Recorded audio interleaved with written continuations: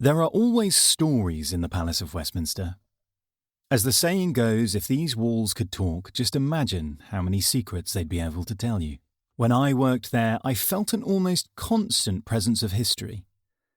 And I think what made it especially worse, and particularly surreal, is how much of that history, how many of those traditions are not gone, but are still being enacted all around you. Today, I'll tell you about just a few of them.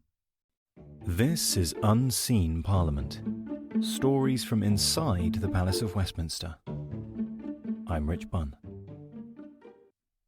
In the Palace of Westminster are many sounds.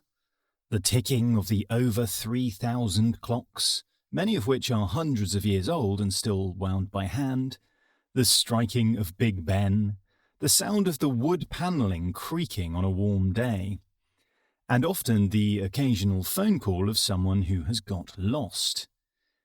Because believe me when I tell you that it is very possible to get lost in what's not so much a building anymore as a sprawling labyrinth that's been layered over every 50 years or so with a different design.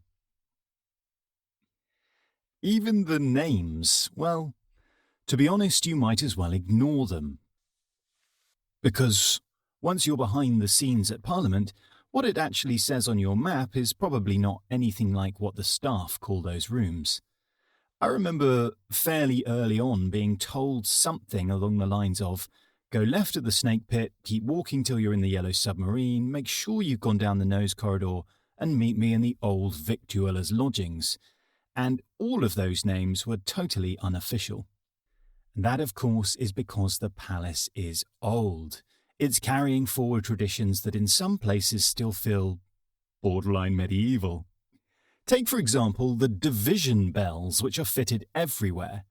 Vote is called in the Commons by the ringing out of a bell through Westminster. And when I say Westminster, I'm talking about the area of London, not just inside Parliament, because you'll find those bells nearby in pubs and local offices and random corners that don't belong to them anymore. And of course, this goes back to a time when politicians would nip out for a quick drink or a slow lunch. But the point is that many of them still ring out, which to me always felt bizarre, like they were a plague warning or announcing a great fire or that the French were coming. And once those bells are ringing out, the politicians still have just 8 minutes to get to the chamber, from probably 14 different buildings.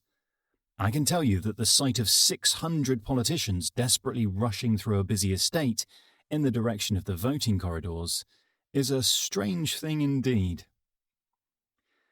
Or consider the figure that represents the crown at Parliament, and that person is known as Black Rod, and yes, that's their real job title.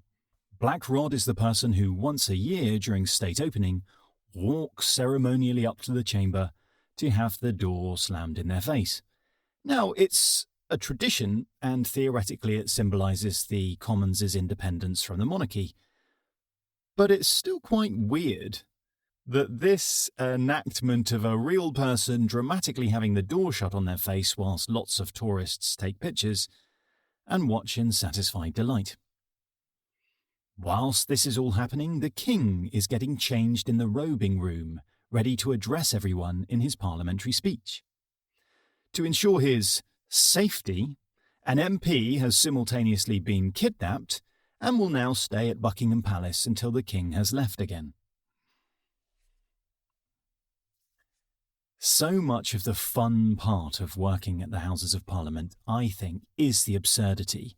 Working in a place where history and modernity try to exist side by side and are constantly colliding. The doorkeepers and the clockmakers and the locksmiths and the sergeant-at-arms and Black Rod and the occasional searches that are done for Guy Fawkes. It's an extraordinary place. Confusing, frustrating at times, and often ridiculous, but extraordinary. Thanks so much for listening through to the end. I'm Rich Bunn, and if you've enjoyed this podcast, please think about subscribing or sharing with a friend.